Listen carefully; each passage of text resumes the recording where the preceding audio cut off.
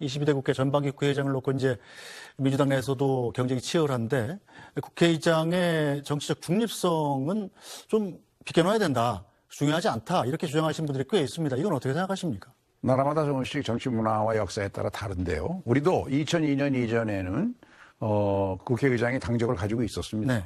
근데 그때는 전반적인 평가가 90년대까지 그 군사정부, 권위정부 때 국회가 정부의 신현 역할을 하고 아무것도 못했다. 네. 그래서 2002년에 여야가 합의해서 당적을 갖지 않게 하고 국회의 위상을 확립하려면 의장이 중립성을 지켜야 된다.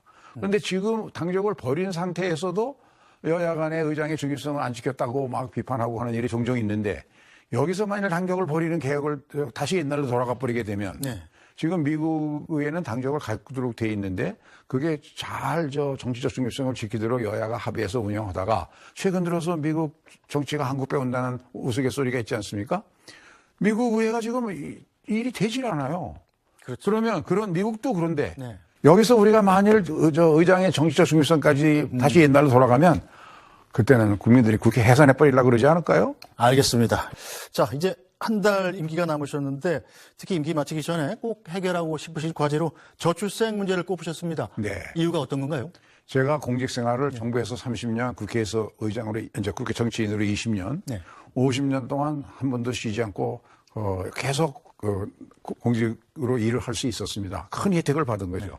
이제 마무리하면서 제가 사회에 뭐를 돌려드려야 될까 생각하다가 우리 국민의 미래를, 국가의 미래를 위해서 가장 중요한 건 이 저출생 문제를 해결하지 않으면 큰일 난다. 잘못하면 대한민국이 외국 언론이 생각하듯이 소멸돼 버린다는 얘기까지 나오고 있지 않습니까? 그 전략을 제 나름대로 정의해서 22대 국회와 우리 정치권에 다음에는 내가 할 수 있는 건 최대한 하고 다음에 못하는 거는 여러분들이 좀 해 주십시오라고 하는 것이 제가 할 마지막 도리다. 계속 하고 있습니다. 자, 문제를 해결하려면 원인을 파악하는 것이 가장 중요할 텐데요. 합계 출산율이 지금 0.6대까지 떨어지지 않았습니까? 네. 이렇게까지 심각해진 이유가 뭐라고 보시나요? 가장 큰 원인은 5년 단임제에 있습니다. 5년 단임제에 있습니다. 대통령이 5년밖에 못 하시니까 일단 들어오면 전임자의 정책은 일단 부인하는 그런 성향을 가질 수밖에 없고 전임자 정책보다는 그 분야에서 자기 정책이 더 국민들로부터 인기를 얻어야 되니까 저출생 정책 같은 것은 한 20, 30년 일관되게 추진돼야 주택 정책이든 보육 정책이든 교육 정책이든 효과가 생기고 국민들이 이걸 믿게 되는데 5년마다 자꾸 바뀌는 거고 그때마다 예를 들면 윤석열 정부에서 주택 정책으로 뉴홈 정책을 작년 6월인가 7월에 했죠.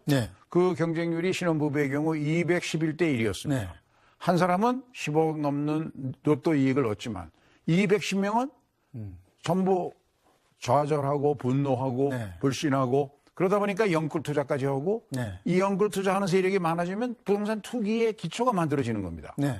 그래서 이런 잘못된 정책을 자꾸 반복하게 되는 유혹을 사게 되는 게 5년 단임 정책으로 분절된 정책을 그때그때 인기를 위해서 이렇게 추진하다 보니까 중장기적으로 추진해야 할 국가적 과제가 제대로 안 된다는 것이죠.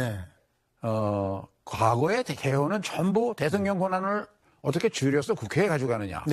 그런데 국민들 생각에는요, 국회에 대한 불신이 더 크거든요. 그런 것을 반복 안 하려면 모든 국민이 국가를 위해서 이것이 제일 중요하다고 공감대가 있는 거. 그게 저출생이라고 저는 생각합니다. 그것만 개헌하자. 권력은 손대지 말고. 얼마나 한심합니까? 국회의장으로서. 개헌하자는 얘기를 하는 거예요, 이게. 근데 이제 저출산 문제를 끌어다 붙이는 겁니다. 이게 무슨 소리예요, 이게. 이분이 지금 5월 2일 날 최상병 특검법 올려야 되는데 본인이 하고 싶지 않은 거예요. 그래서 해외 순방 간다는 겁니다. 해외 순방. 최상병 특검이 5월 2일 날은 올라가야 대통령 거부권을 행사하더라도 다시 돌아와서 재부의한단 말이죠. 이걸 놓치면은 그냥 이거는 폐기되는 거예요. 다시 발의해야 돼요. 그거 그래서 일하고 가라. 21대잖아요. 아직도 한 달 남았어요. 일을 하라니까 안 하는 거예요. 국회의장 잘 뽑아야 됩니다. 국회의장. 21대 때 민주당에서 김진표 국회의장 뽑은 건 잘못한 겁니다. 지나가 보니까 확인되잖아요.